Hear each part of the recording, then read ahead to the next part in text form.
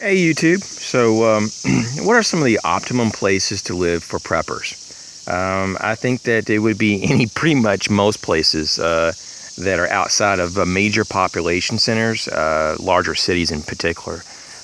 Not to say that you can't live in a city, and not to say that large cities are the place of death, but they could be the first place of death if things went south really fast. They sure are going to be the places that the resources and the local community are going to dry up the fastest because you have more people consuming it. So what's the deal with rural communities? Well, they typically have a lot of bonuses, positive types of things that you probably really need to be aware of. You probably are aware of them, at least passively, but let's just kind of actually think about it and talk about it. So they typically have lower property taxes, or at least overall, lower tax burdens from the local area, from the schools and stuff. I'm not saying that it's free out there and it's super cheap. I live in a rural area and my taxes aren't really that cheap. But compared to where I used to live in a city, I have to say they are cheaper for sure. A rural area increases your privacy, especially if you have a lot of privacy needs like I do. I basically like living in a more rural area because you just feel like you're not being constantly bothered, constantly people walking by on a sidewalk and peering into your home or your property. And so I like that, I like not having a sidewalk on my property, and I like not having a lot of cars drive by in front of my house. Rural areas can provide more affordable land options. I'm just going off a list here that I wrote earlier last night, and I have to say that that's really a good point there because you can pretty much get a lot more for the money. Typically the further you get from a city. Yeah, I mean, is there a point of diminishing returns that you go so far from a city, especially if you need to, resupply, that just getting to a place to get to your groceries and getting to a place to get some basic goods, maybe go to a hardware store, it takes you an hour to get there.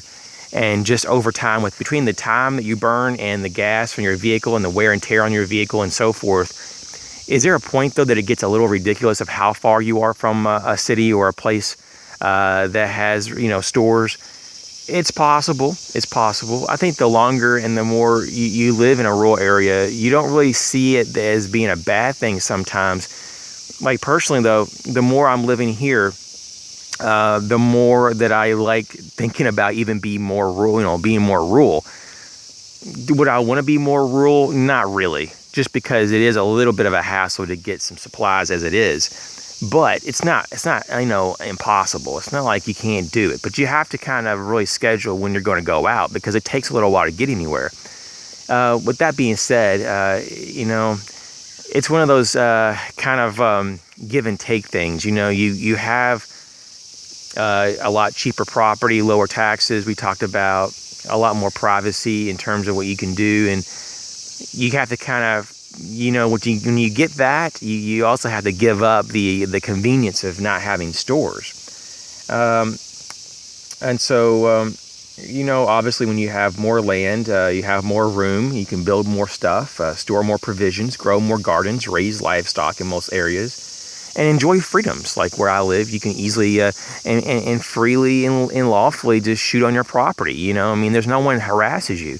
You have a lot of freedoms out here. No one's micromanaging you, and you don't have little neighbors that do the tattletale and all the politics of a suburban area.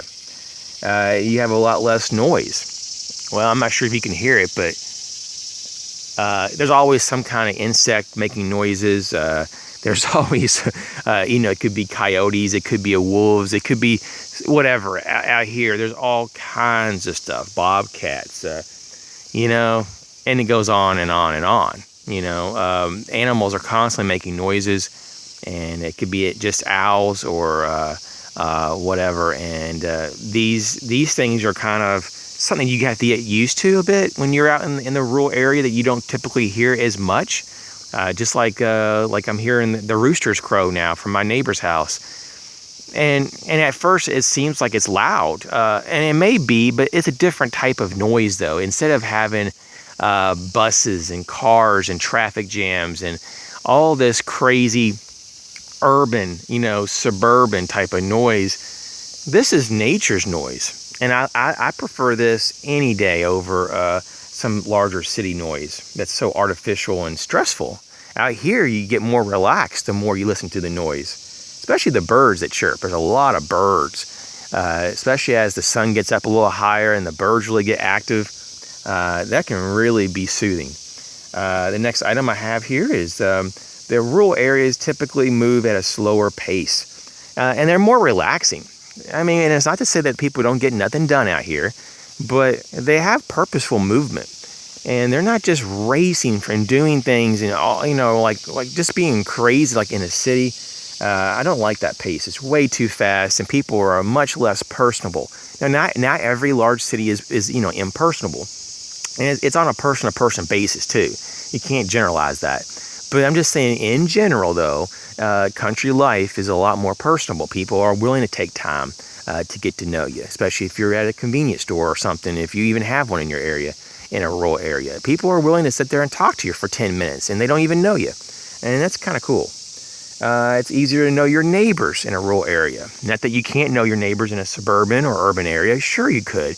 But when you're in a rural area and there's so few neighbors typically, you have a lot more incentive to get to know each other, because if something ever happened, you can, you would have a recourse. Plus, it's good to know, your neighbors, and people are typically very friendly anyways. Less politics.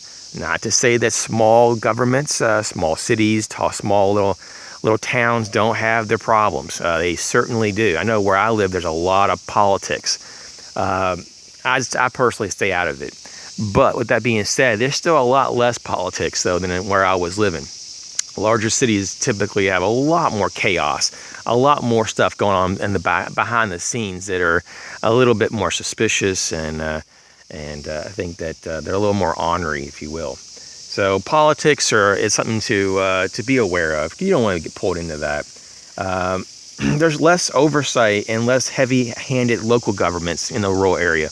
You don't have these councils, these city boards like in a larger city that's trying to micromanage how and what you do and how you can do certain things on your property, or how you are able to get rid of your garbage, or they dictate what you can't do, and some things are realistic because of the high density of population. Some things that people could do could be a hazard for real. Just like my mixed emotions and feelings about, most cities, though, you can't just go in there and buy like a 1/10 of an acre and have a shooting range on there. It's probably not going to be safe, for one, because of the small layout of the property. But there's reason for certain things, but there's certainly a lot of oversights that are very excessive. Simpler lifestyles and more focus on the family is another bonus of living rural. Not that you can't focus on the family living in a larger city. I'm sure there's plenty of examples on that. But typically the lives are a lot more complicated, and there's probably a little less time to focus on the family because of all the distractions in a city. Versus out in the rural area, sometimes you may say it's boring, but at least it lends you to focus on each other more than trying to race to the nearest movie house and create a distraction, or race to a restaurant instead of making the meal together. There's a lot of those kind of things that go on. And so typically you're in better shape. Not that you can't get in shape and you're living in the city, but you typically are in better shape in the rural areas because you're doing more physical things, because you have more room to do it in, and you have a lot more opportunities to build and create things. Besides the lower cost of living in general, about living in a rural area, it comes down to that. Even though there might not be a lot of shops or stores at all in your area, if you live rural, you have the internet still. At least in a lot of places, you still do. You can have the internet, and you can order stuff. It may not be groceries per se, but you can order pretty much anything else. And of course, there are places you can order groceries online, but you pay a premium. It's probably easier just to go to a store. Now, a couple of the downsides of the rural living is you're going to have issues if you need medical help, especially like real serious help. in most cases, they're going to have to probably fly you out by helicopter and medevac you out. And God forbid, if they had to take you by ambulance, you'd probably die if something was really serious, especially if you were in an ambulance for a half an hour to an hour to get somewhere. That's the problem, because it's not only the time for them to get to you, but for the time for you to get to a real medical center, especially a hospital. And that's the concern for a lot of people, especially if you're older. I try to, have friends and or live with someone. I don't know if I would live alone if I got much older. For example, like if I was in my 60s or 70s, unless I was in extremely good health, which hopefully I will be, it would be a little bit of a concern to live by myself. Being that I'm a little bit younger than 65, I don't feel so much the need to be concerned about that. But getting medical help is a problem. We talked about shopping. There's just a lot less shopping opportunities. But we talked about we can go online, or when we are in town, you can simply just double or triple up on your purchases. So instead of going to the groceries every 3 or 4 days, you can just get enough groceries to hold you over for 2 weeks, for example. That's typically what I do. Sometimes it doesn't always work out because some of the perishables run out after about 5 to 7 days. I found out over time doing this. So sometimes you just have to, figure out how you're going to make do without certain types of foods for a little while before your next trip. So those are my list of different types of ideas for living rural versus living in a higher populated, center, such as a larger city. And I hope this was helpful on some level. I always thank you for your watching and your support. And if you haven't joined up yet or hit the subscribe button, I really do appreciate that. I'm trying to get to a certain number, a personal number that I'm not going to share, but there's a personal number I would love to have subscription-wise. If I can just get a few more, I'll be on track for this particular month. So thanks again, and I'll catch you real soon.